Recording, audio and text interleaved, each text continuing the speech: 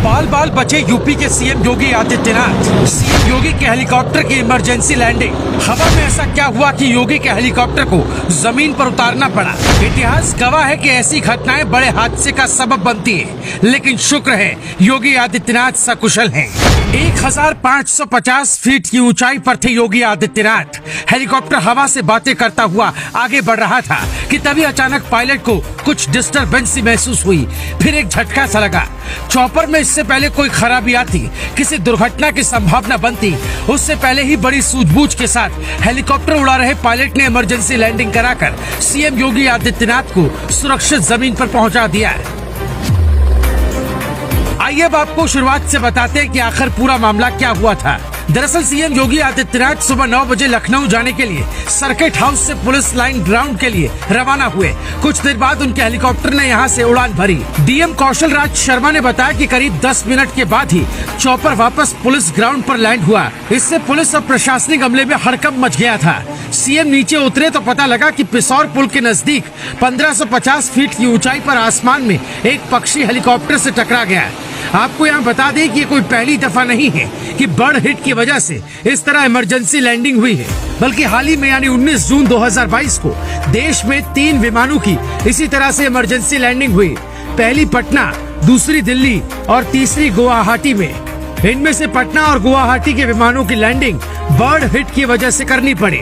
Bird hit यानी जब किसी उड़ते विमान से पक्षी टकरा जाता है। ऐसे में सवाल उठता है कि एक पक्षी इतने बड़े विमान को कितना नुकसान पहुंचा देता है कि उसको आनन फानन में लैंड कराना पड़ता है। एक रिपोर्ट के मुताबिक 1.8 किलो का एक पक्षी जब किसी तेज रफ्तार विमान से टकराता है तो 3,50,000 न्यूटन फोर्स पैदा होता है।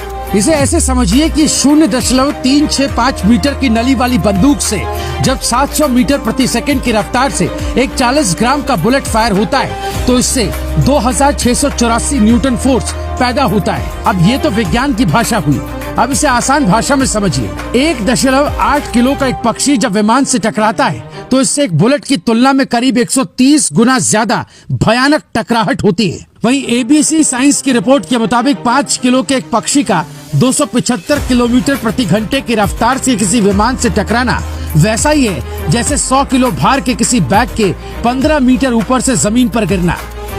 हालांकि विमान को बर्ड हिट से बचाने के लिए सावधानियां बरती जाती है, लेकिन जब प्लेन के टरबाइन से टकराकर पक्षी विमान के इंजन में फंसता है तो इससे हादसे का खतरा बढ़ जाता है। बर्ड हिट किसी प्लेन के लिए कितना खतरनाक या घातक हो सकता है, ये इन 4 बातों पर डिपेंड करता है। पहला, पक्षी का वेट यानी वजन। दूसरा, पक्षी का साइज। तीसरा, पक्षी के उड़ान भरने की स्पीड।